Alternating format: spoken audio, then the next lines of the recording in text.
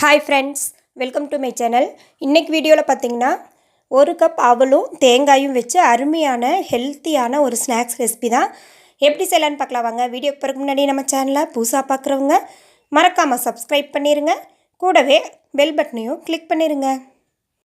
முதல்ல நம்ம அவலை வறுத்து எடுத்துக்கலாங்க. ஒரு கடாயை சூடுபடுத்திட்டு இந்த கப்பால் ஒரு கப் அவளுக்கு நான் சிகப்பு அவல் எடுத்துருக்கிறேன். நான் லேசான அவல் தான் எடுத்துருக்கிறேன். நீங்கள் வெள்ளை அவல் கூட எடுத்துக்கலாம், கெட்டி அவலும் எடுத்துக்கலாம். அடுப்பை லோ ஃப்ளேம்லேயே வச்சுட்டு நல்லா வறுத்து விட்டுருங்க. அவல் கருகிடக்கூடாது. லோ ஃப்ளேம்லேயே வச்சுட்டு மெதுவாக நம்ம நல்லா வறுத்து விட்டுறலாங்க. கூடவே பார்த்திங்கன்னா வாசனைக்காக 2 ஏலக்காய் சேர்த்துக்கிறேன். அது இந்த அவல் கூடயே சேர்த்து சூடாகும்போது நல்லா அரைவிட்டுரும்.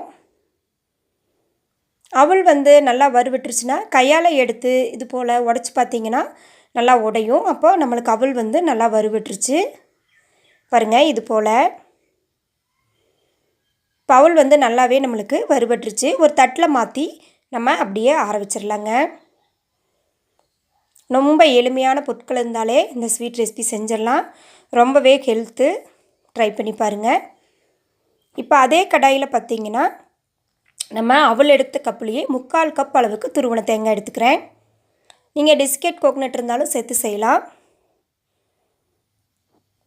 சேர்த்து அடுப்பு லோ ஃப்ளேமில் வச்சுட்டு தேங்காயை நல்லா வறுத்து விட்டுருங்க.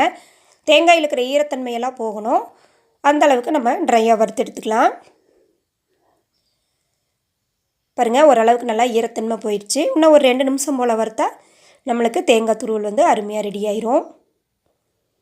பாருங்கள், சூப்பராக தேங்காய் பூ வறுவிட்டுருச்சு. இதையும் நம்ம ஏற்கனவே வறுத்து வச்சுருக்கிற அவல் கூட சேர்த்து விட்டுறலாங்க. இது ஆறிட்டுருக்கட்டும். அதுக்குள்ளே இதுக்கு நம்ம பாவு ரெடி பண்ணிடலாம். அதே கடாயில் பார்த்திங்கன்னா நான் 2 அச்சு அளவுக்கு தென்னங்கருப்பட்டி எடுத்துக்கிறேங்க. நம்ம 1 கப் அவல் 3/4 கப் தேங்காய் துருவல் எடுத்துருக்குறோம். அதனால் 3/4 கப் நீங்கள் வெல்லம் அல்லது நாட்டு சக்கரை சேர்த்துனிங்கன்னா சரியாக இருக்கும். நான் கருப்பட்டியில் கொஞ்சம் இனிப்பு சுவை ஜாஸ்தியாக இருக்கிறனால 2 அச்சு எடுத்துருக்கேன். இதை தட்டி பார்த்திங்கன்னா கப்போட அளவுக்கு 1/2 கப் அளவுக்கு வரும். அதை சேர்த்துட்டு 1/4 கப் அளவுக்கு தண்ணி சேர்த்துனிங்கன்னா போதும். நம்மளுக்கு பாகுபதமெல்லாம் தேவையில்லை. இந்த கருப்பட்டி ஜஸ்ட்டு கரைஞ்சி வந்தால் போதும். பாருங்கள், கருப்பட்டி கரைஞ்சி நல்லா நுரைச்சி வருது. கரண்டியால் எடுத்து பார்த்திங்கன்னா இந்தளவுக்கு வந்ததையுமே நம்ம அடுப்பு ஆஃப் பண்ணிடுங்க. அது அப்படியே இருக்கட்டும். நம்ம ஏற்கனவே வறுத்து விட்டுருக்கிற அவல் தேங்காயெல்லாம் நம்ம இப்போ அரைச்சிட்டு வந்துடலாங்க. இதை மிக்ஸி ஜாருக்கு மாற்றிக்கலாம். இது கூட நீங்கள் முந்திரி, பாதாம், பிஸ்தா, பூசணி விதை இந்த மாதிரி எந்த நட்ஸ் வேணாலும் கூட சேர்த்து செய்யலாம். நான் இன்றைக்கி ஒரு 10 போல் முந்திரி பருப்பு எடுத்துருக்கிறேன்.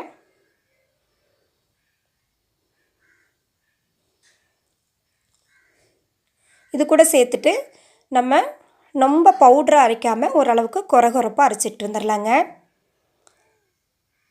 ரொம்ப பவுடரை அரைச்சிக்கிறத விட இந்த மாதிரி கொரகொரப்பாக அரைச்சி எடுத்து செய்யும்போது பார்த்திங்கன்னா சாப்பிட்றதுக்கு ரொம்ப டேஸ்ட்டாக இருக்கும்.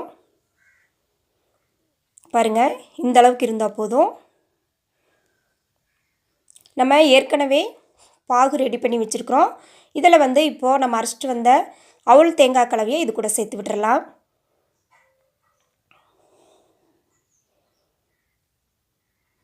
சேர்த்துட்டு ஒரு கரண்டி வச்சு நல்லா கலந்து விட்டுருவோங்க. நீங்கள் 1 கப் வெல்லம் 1 கப் நாட்டு சர்க்கரை எடுத்திங்கன்னா 1/4 கப் தண்ணி சேர்த்துனா போதும். ரொம்ப தண்ணி சேர்த்துனிங்கன்னா பாகு ரொம்ப அதிகமாயிரும். பாருங்கள், அவல் நல்லாவே இதில் பாகில் கலந்து நல்லா ட்ரையாக வருது பாருங்கள். ஒரு 2 நிமிஷம் போல் நல்லா கலந்து விட்டுருங்க. ரொம்ப ஒரு ஈஸியான ஸ்நாக்ஸு. குழந்தைங்க ஸ்கூல் விட்டு வரும்போது இந்த மாதிரி ஒரு ஹெல்த்தியான ஸ்நாக்ஸ் செஞ்சு கொடுத்திங்கன்னா டிஃப்ரெண்ட்டாகவும் இருக்கும். அவங்களும் ஸ்வீட்டுன்னு சொல்லிவிட்டு நல்லா விரும்பி சாப்பிட்ருவாங்க. பாருங்கள், நல்லா கலந்தாச்சு. இது அப்படியே ஒரு தட்டுக்கு மாற்றிக்கலாம். நீங்கள் மாற்றிட்டு உங்களுக்கு விருப்பப்பட்ட ஷேப்பில் நீங்கள் இதை ரெடி பண்ணிக்கலாம். இப்படியோ கூட நீங்கள் சின்ன சின்ன உருண்டையாக பிடிச்சிக்கலாம். இல்லை ஒரு பாக்ஸில் நெய் தடவிட்டு பரப்பி விட்டு பீஸா கூட நீங்கள் கட் பண்ணிக்கலாம். நான் இன்றைக்கி ஒரு டிஃப்ரெண்ட்டான ஷேப்பில் கட் பண்ண போகிறேன்.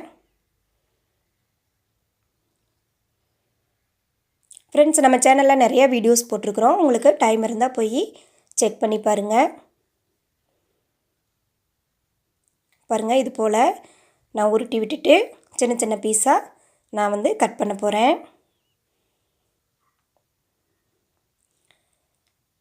இந்த வீடியோ பிடிச்சிருந்தா சேனலை மறக்காமல் சப்ஸ்கிரைப் பண்ணிடுங்க.